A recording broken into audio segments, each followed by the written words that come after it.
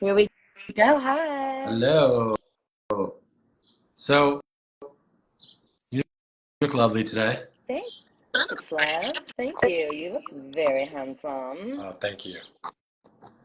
Who So, designed that background that you've got going on there? you know, some amazing woman that I know. She looks really talented. She seems like she's got some real good skills. She is, she does. So today we're going to talk about why authenticity outshines playing hard to get in relationships. Ooh, yes. Because we've been asked this question a lot, and a lot of people fall into this trap. I used to do it too, right? I used to think, oh, I need to play hard to get and play these games. But so what are your thoughts on that before I start asking some questions that we got from some people about this? I love this topic. I love that we're doing this topic, especially in this day and age when there is so much inauthenticity. And I think that authenticity always will be queen or king in that arena because you can't fake energy, as we've said before in previous lives. And also, I have a different perspective because I've also been around and have experienced guys who are in the pickup industry specifically, like back in the day with Mystery and also knowing Neil Strauss personally.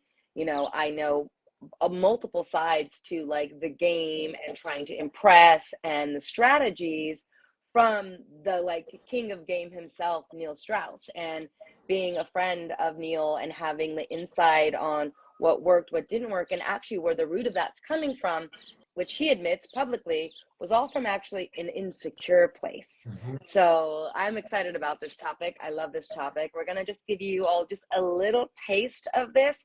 We're not going to go too deep into it, but it's something that we are talking to in our Peak Love Mastermind group. And so we wanted to bring it on here to share a little bit of that with you all today.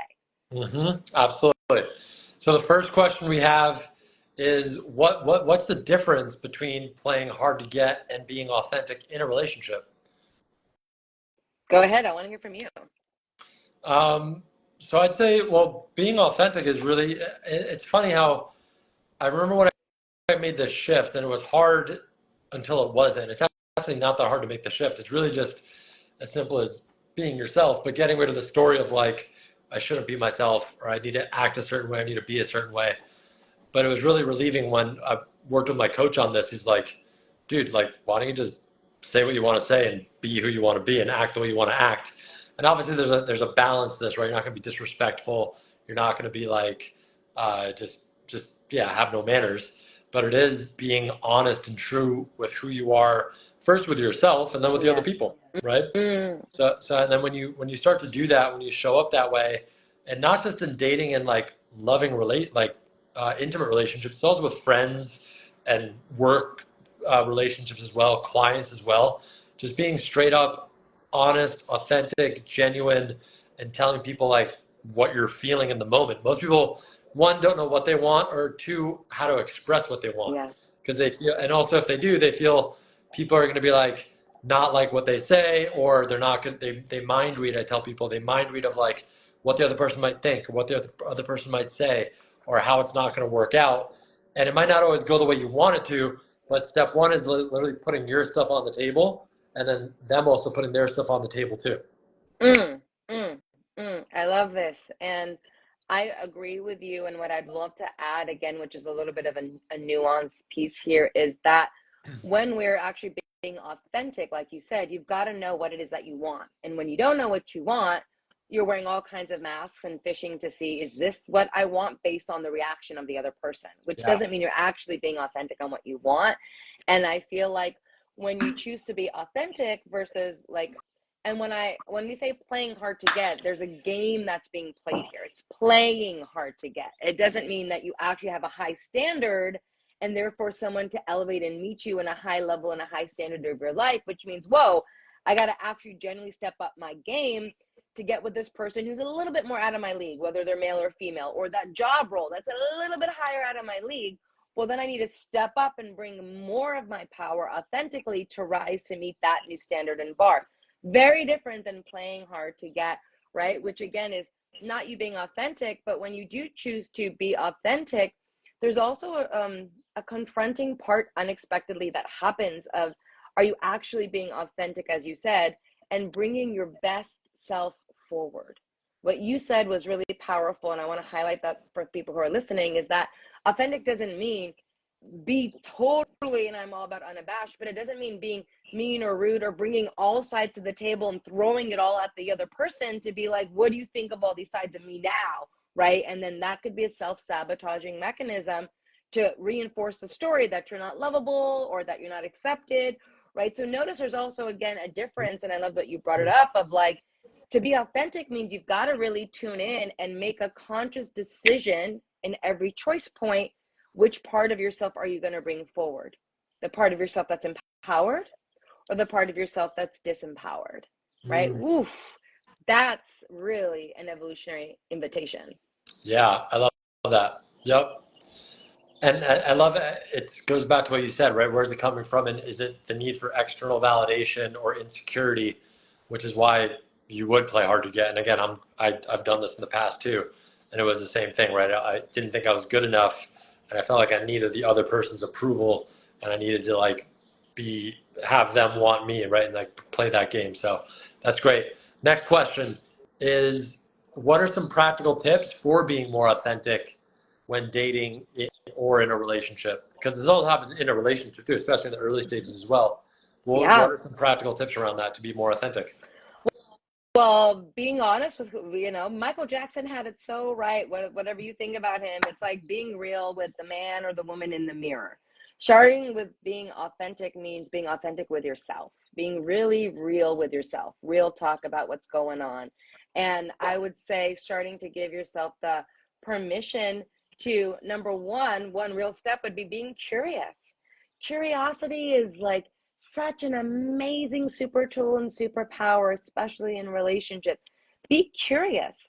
What other parts of yourself want to come out to the table that maybe you think are unlovable or wouldn't be accepted or couldn't be seen, and start to see what happens when you start to bring a little bit of those spices, a little bit of those flavors to the soup, right? And the soup as in like the quantum soup, the energy soup that you're creating between the two of you. So I would say really get curious as to what parts of you are you hiding, what parts of you have you not allowed to come forward, to give breath to give life and color to, and start with really being curious internally first and foremost. Because remember, authenticity will lead to intimacy, and intimacy is allowing the other person to see into you, but it Yeah. starts with you seeing into yourself first. Yep. And it also makes it easier for the other person to do the same thing, Yeah. right? Because usually, again, people have like this wall up, then they have a wall up, and then it kind of keeps stacking. Versus when you do that, it invites the other person to do the same thing, and it's the cycle and the better direction, for lack of a better word. Yeah, and it's so refreshing. It's so sexy. It's like such a sexy way to experience success. Like, because it's real and it's authentic. So when it lands and when it hits, right, it gets you on such a deeper level versus having to do strategies and play these games and making the person, right, there are these uneven level balances. We talked about this in our Peak Love Mastermind, right, where if someone's trying to always get you, or if I'm trying to be, like, as a woman in a relationship, I'm trying to be the prize, right? We talked about that. If I'm the prize, then that means that I'm always up here and you're always trying to get me up here, which means you're modifying your behavior to make sure you can get the prize. And that's also a lot of pressure on me if I'm trying to be the prize, to make sure that I'm always perfect to be at the standard of the prize. And that's actually what we see is not a really healthy dynamic for successful, everlasting love and relational dynamics. It's where we're on the same playing field. We're in the Mhm. same dance. We're on the same page, and we want to set each other up for success. Yep, absolutely. Alexis says, when you guys talk about authenticity in relationship, what one tip could I start as in high school? That's so great. That's awesome. Thanks for the I question. wish I knew Uh, how to do this when I was in high school. I didn't know any of this when I was in high school, except one area. One area. I knew it in one area, Alexis. The one area where I knew was about my self expression.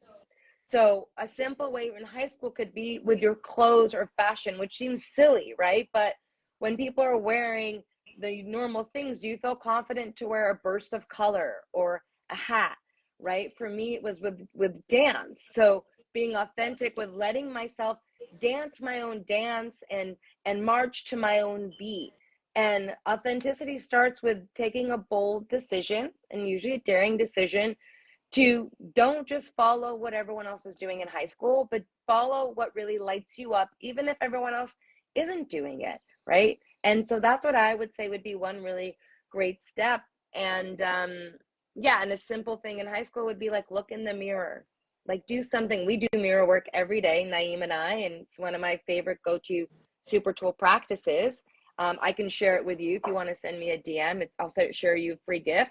And it's looking in the mirror and like looking for the love, looking for the light, looking for the realness that's inside of you beyond like your fear, your stories, or what everyone else is telling you you should be. What would you say, I love that. Naeem? Yep, for sure. Well, tapping on what you said, it's also just being a leader. And leadership takes courage and it's scary.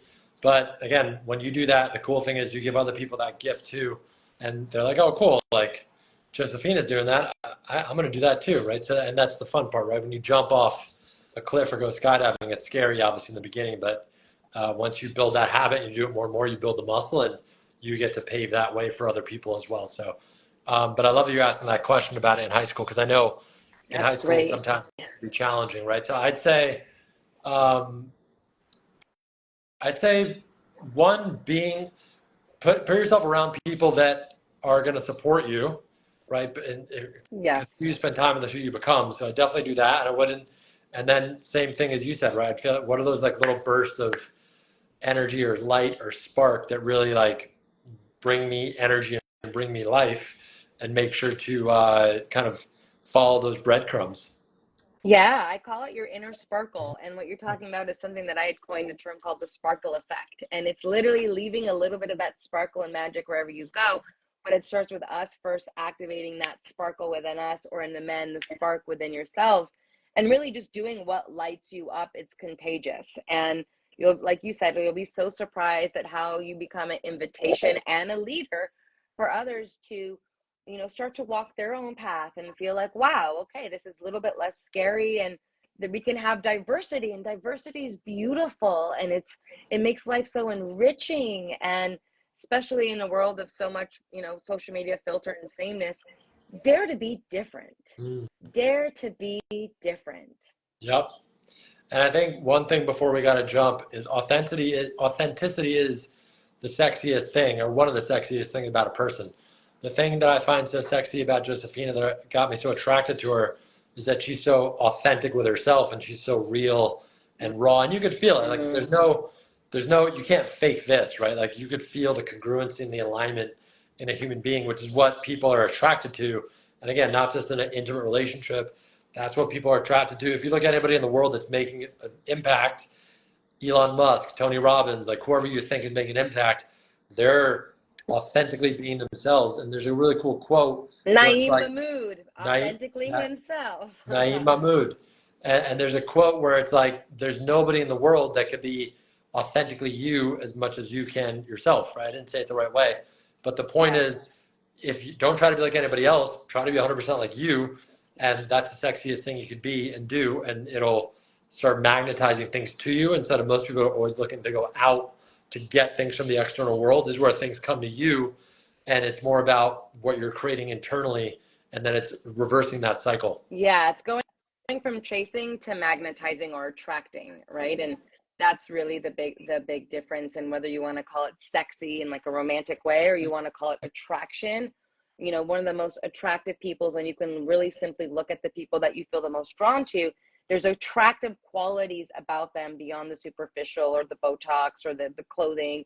It really is their light. I'm going to just name it right there. It really is their light, their internal light. And you can feel this light of authenticity, this light of, as you call it, congruency, and really this deep light of self-love and confidence that is only cultivated from the inside